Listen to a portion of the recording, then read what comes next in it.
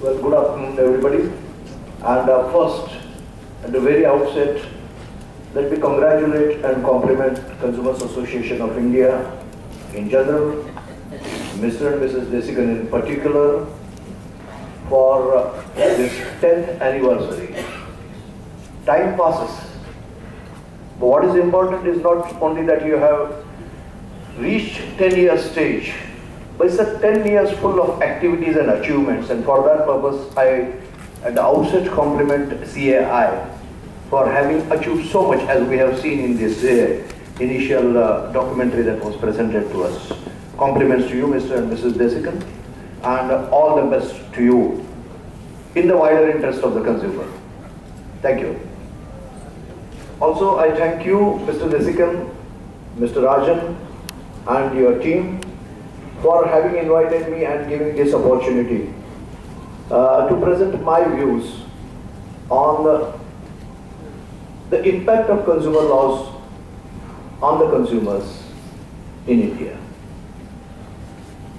Having worked voluntarily for the consumer movement for last more than 25 years,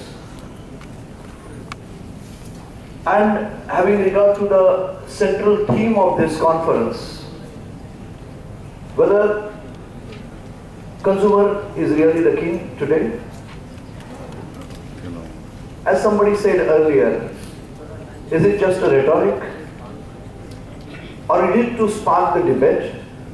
Definitely yes, it is to spark the debate, generate debate, and to assess from time to time how far we have reached in the consumer movement to achieve the position for the consumer that is much required in the marketplace.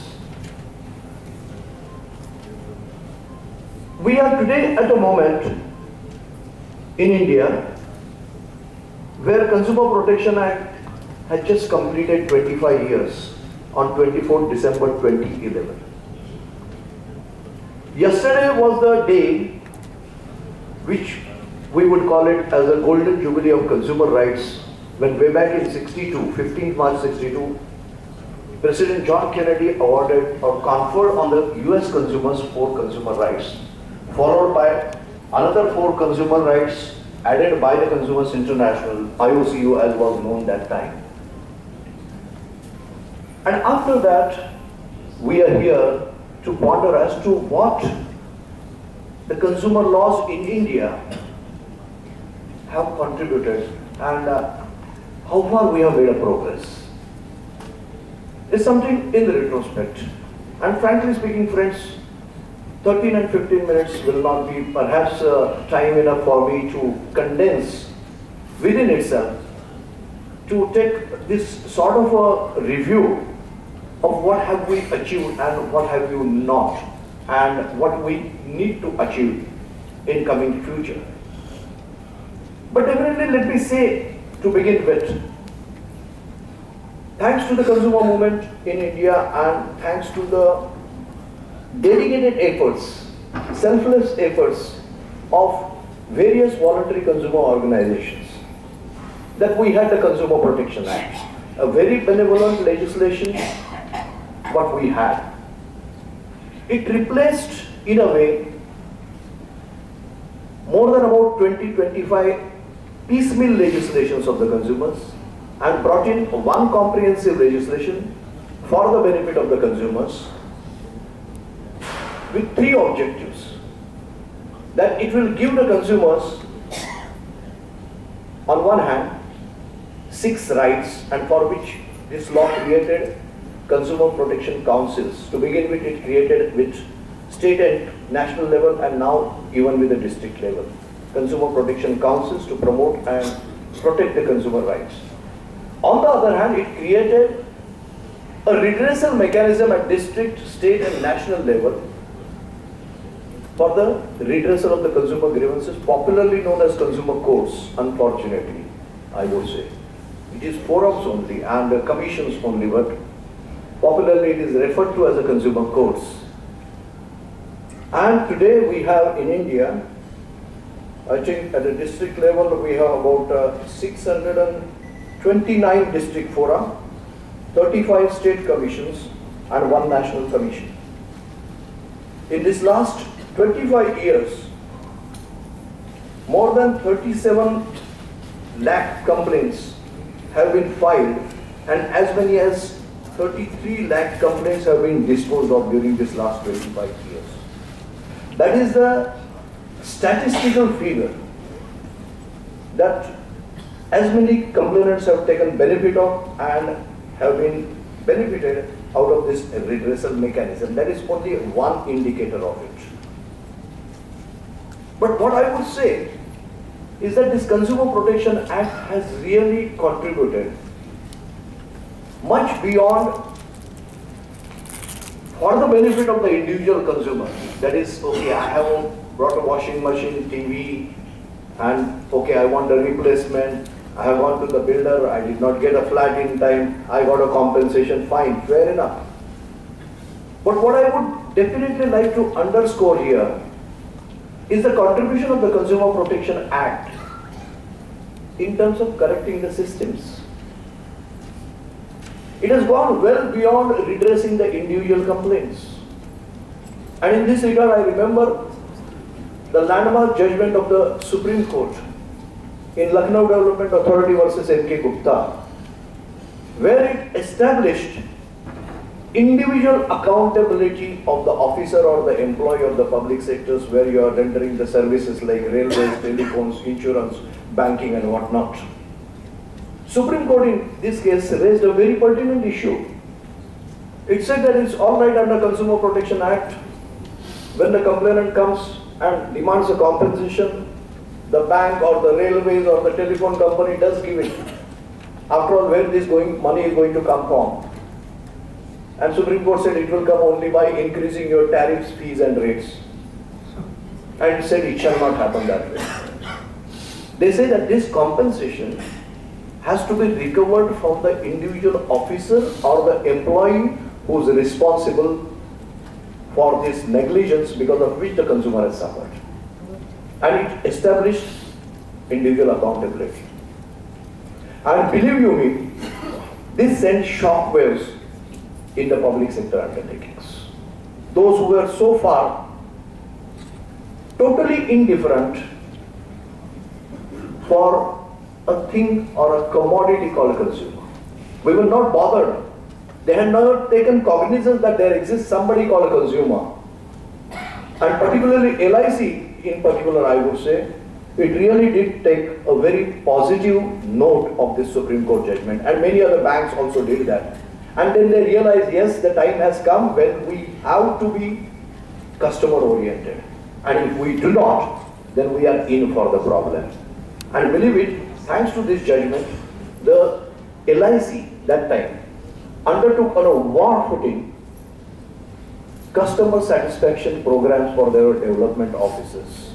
Because if they do not care for the customers, then they are in for the problem. And even one single unorganized, many a time gullible consumer can take you to the consumer forum and make you accountable.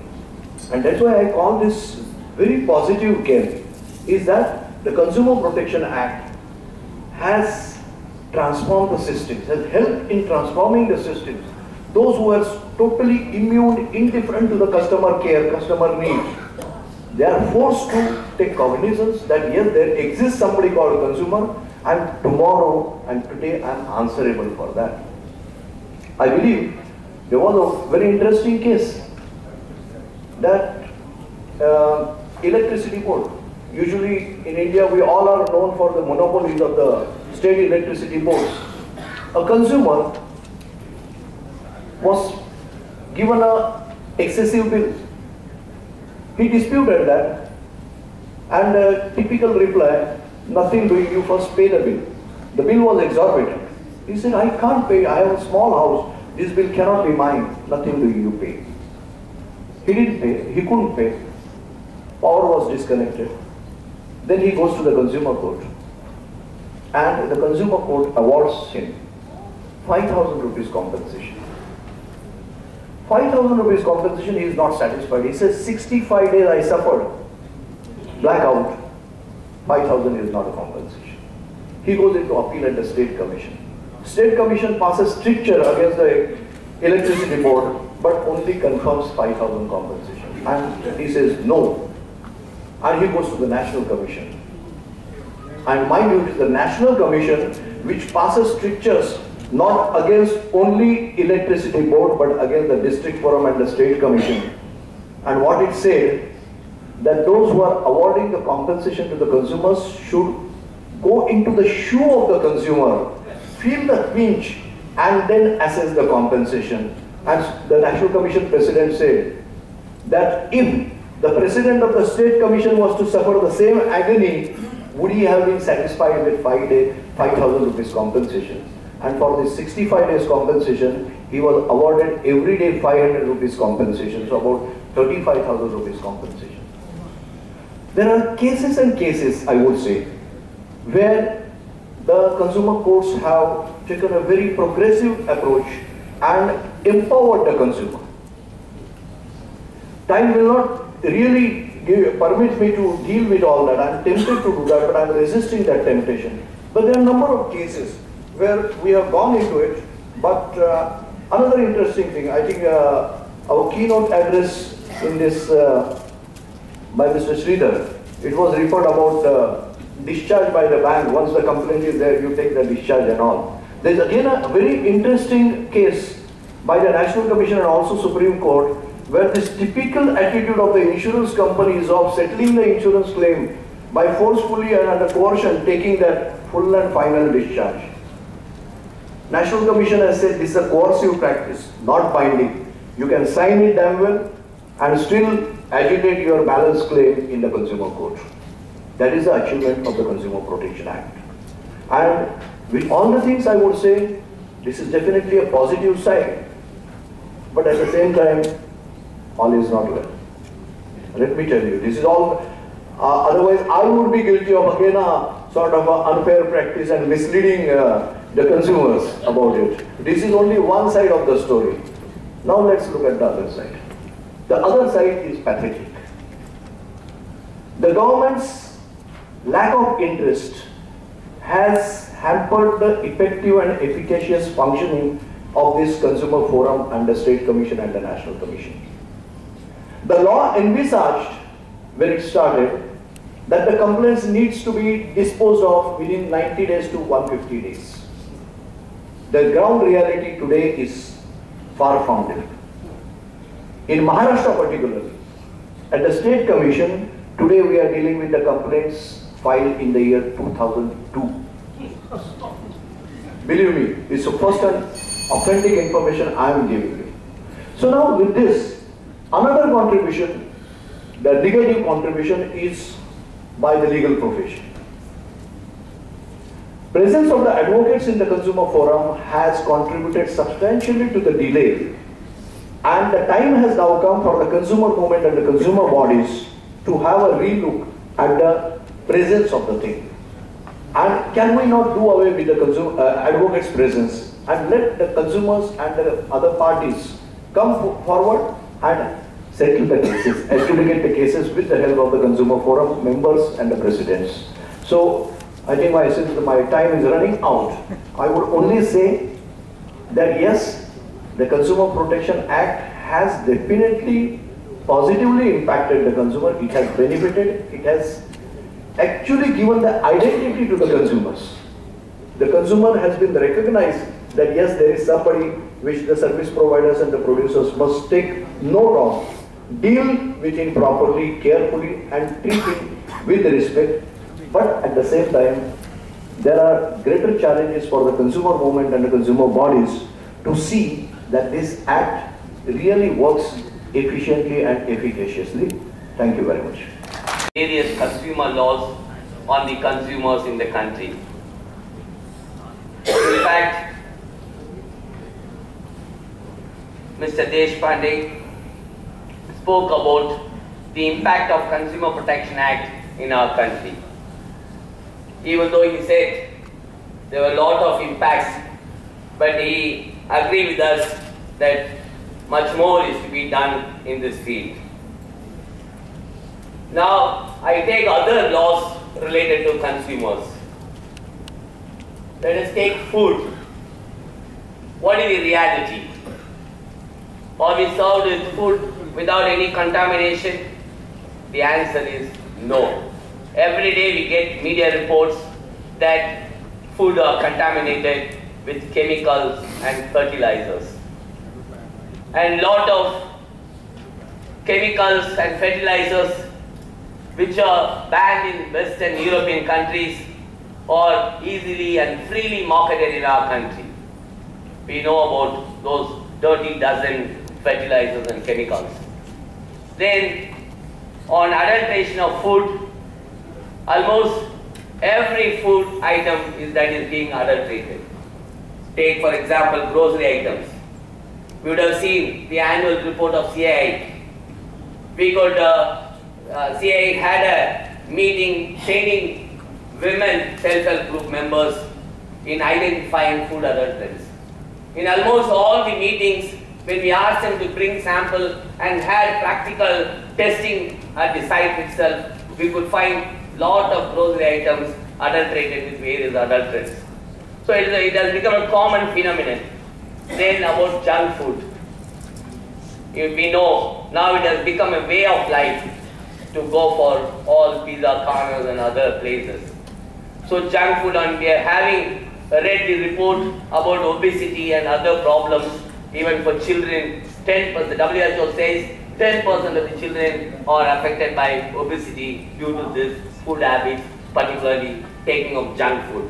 Then about coloring, it's no food is served without colors and harmful chemicals. Then about genetically modified food, we have no data. We have no facts and figures. People say many for it and against it. There is no scientific data either to support it or to reject it. Then we have laws to prevent all this. We have the Prevention of Food Adulteration Act, which penalizes the one who makes adulteration, which penalizes who serves and sells food to the consumers with contamination. Then now in 2006, we have the latest law on this, the Food Safety and Standards Act, which is further penalizes the traders who are involved in serving and selling unsafe food items. But only recently, the act is enacted in the 2006, but only recently we have framed the rules. But in spite of these stringent regulations, it even penalizes, gives life sentence for selling food with adulterants. But in spite of these regulations, the common phenomena is the adulterated, contaminated food in the market. Now let us go to the next area, medicine. What is the present statement? 45% of the people go for self-medication. They don't consult a doctor. They don't go to the primary health center. Because in primary health centers, normally doctors won't be there. They'll be in their private clinic. And these people go for self-medication. A Hyderabad-based survey says 45% of the people go to the petty shop, peanut shop, and buy medicine and take it for their treatment. And combination drugs, which is not recognized by WHO, except a few, 5 or 6 combination drugs are all not recognized by WHO. But you could see combination drugs everywhere. I can quote you an example. Recently, few years back, the Drug Controller of India has sent a circular to all state controllers prohibiting manufacture and sale of 270 combination drugs and directed to withdraw from market all these 270 combination drugs. In spite of that circular, none of the states have come forward to ban these drugs. None of the state drug controllers have come forward to stop manufacturing of these combination drugs. You know about the Drug Consultative Committee and Drug Advisory Committee having taken a decision to prohibit sale of these drugs are freely available in the market. And about unethical marketing practices, you could see advertisement. If you buy one Anacin, you will get one free. That means one time headache, you will get another time headache. So that is, even for medicines there are unethical marketing practices. tune your TV after 10:30, you will get all masala items. Old people can become young. People with bald head will become with lengthy hairs. All those things, you know better. I don't want to tell you all these things. Then tonics. Tonics, you know, we all know that Bangladesh, under Dr. Prafula Chaudhary's directive, has banned almost on tonics. But here tonics are way of life now. And cough syrups with alcohol. We have a lot of alcohol shops. But now, medicines are also sold with alcohol. Maybe they would have got license for this also. So, the many cough syrups, even though it is prohibited, contains a lot of alcohol. You would have seen a recent advertisement, a small baby taking a particular brand of alcohol, not alcohol, cough syrup with more content of alcohol, sleeps well. Of course, child sleeps well. Sleeps well for long. For long. So that is the present. Then irrational drugs are in the market. Then even reports are coming day and day on drug trials. People consider us guinea pigs and monkeys and have trial on us. We should not allow this. This is not just a consumer issue. This is a right to life. It affects the right to life. Next. We have laws. We have baby food in the market and tonics and health drinks or a lot of them. I have mentioned these companies because they had the privilege of getting bad product award from Consumer International. That's why I have mentioned these companies directly. We have laws. Cosmetics also. There are unethical marketing practices. People can become white, people can become black, people can become fair, lovely, all those things. And false claims, changing color and all those things. But we have stringent laws, Drugs and Cosmetics Act. We have Drugs and Magic Remedies Objectionable Advertisements Act, which prohibits advertising of various medicines. Recently, CI had a good meeting on reviewing this act. We had both from the government sector and other sectors. But everyone has agreed that this is an outdated law. With this law, no advertisement can be banned. That was the chief functionary from the government. That is the version of the chief functionary.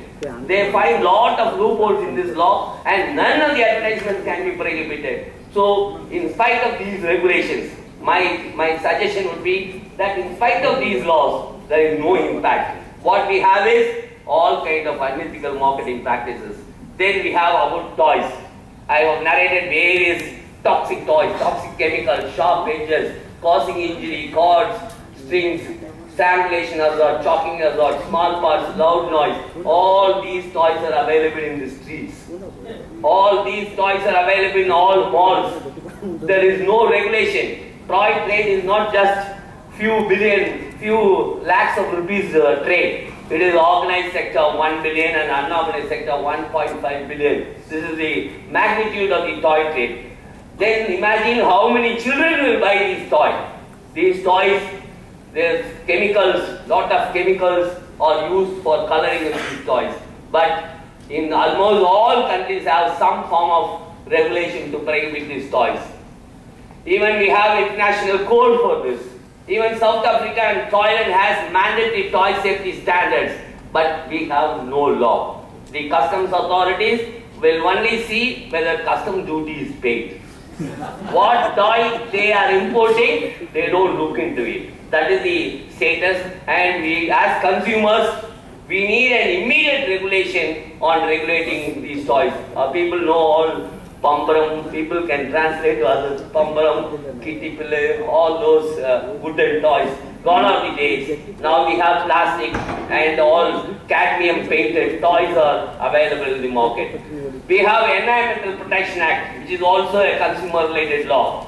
But we know about the present status of environment. There is degrading and deforestation, all waste management, biomedical waste are freely available in the regular garbage centers. Then our constitution clearly proclaims that right to life is a fundamental right and everyone has a right. And health and strength of the tender age are not abused. The childhood and youth are protected against exploitation about their health. Then we have Article 47, duty of the state to raise the standard of living and improve public health. We have certification centers, Bureau of Indian Standards, Hallmark, Silkmark, Agmark, but it is not enough. But they are mostly voluntary, and even for safety products, except few like electricity products. But even then, even though there is compulsory certification for electricity products, but people sell products without certification marks. But we need stringent certification measures for almost all the products. Then about Consumer Protection Act, our friend has elaborately discussed on this, but here I have great respect for senior citizens. I know many good people, but in most of the district forums, we have retired civil judges who deal with cases only as a civil judge. They don't have a consumer perspective. They say they ask for all adjournment. Once the consumer, we go and tell people that consumer forum doesn't have procedure. People can easily walk in, give a complaint as a leave letter, and you will get redressal. Like that we speak. But when you go to the consumer court, it is now functions as a civil court with a lot of procedures, lot of petitions and other things, and make the consumer afraid of the consumer court. And it is functioning only as an extension of civil code, and with no consumer perspective. This trend has to be changed. And there is also lack of infrastructure for the consumer courts. So what is the present status of consumers? Are they respected? Or the consumer laws are enforced? My submission would be, it is least enforced. We need there are a lot of things to be done in this area, and need united action on this. At least we need common minimum program. Or we have lot of consumer groups here. CAA and other Consumer International are here to take an initiative and to guide us through. At least let us have common minimum program. The government, normally all governments will have common program, at least in papers. But as consumer organizations, let us have some priorities. At least for 1 year, theme, we have consumer themes. Let us work on the consumer theme for the whole year. So like that, a concerted effort of all consumers is required. There may be laws. We have several laws I have mentioned about drugs, food and other things. But in spite of these laws, the consumer is still yet to be incarnated as a king. Thank you very much.